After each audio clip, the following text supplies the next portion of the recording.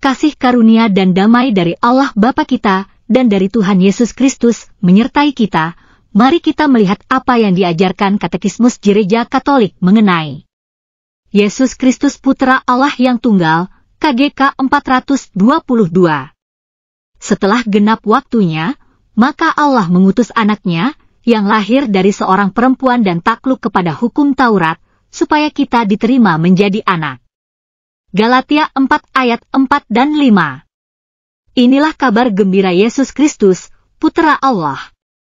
Markus 1 ayat 1, Allah mengunjungi bangsanya, ia memenuhi janji, yang ia berikan kepada Abraham dan keturunannya, ia membuat jauh lebih banyak daripada yang dapat diharapkan orang, ia telah mengutus putranya terkasih.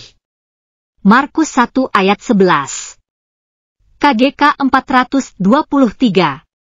Kita percaya dan mengakui, Yesus dari Nazaret, seorang Yahudi, pada waktu kekuasaan Raja Herodes Agung dan Kaisar Agustus, dilahirkan oleh seorang putri Israel, di Betlehem, bekerja sebagai tukang kayu, dan pada waktu kekuasaan Kaisar Tiberius, di bawah wali negeri Pontius Pilatus, dihukum mati pada kayu salib di Yerusalem, adalah Putra Allah yang abadi yang telah menjadi manusia.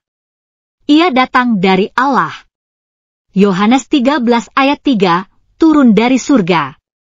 Yohanes 3 ayat 13, Yohanes 6 ayat 33, ia datang sebagai manusia.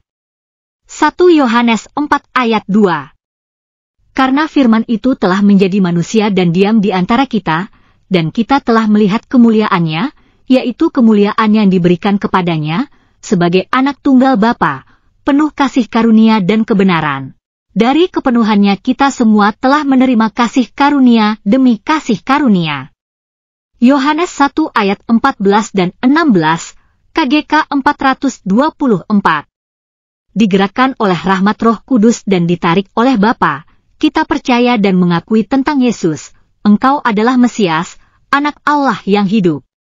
Matius 16 ayat 16. Atas wadas iman ini, yang diakui Santo Petrus, Kristus membangun gerejanya.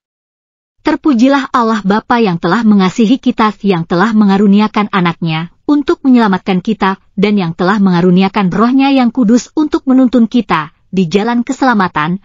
Amin.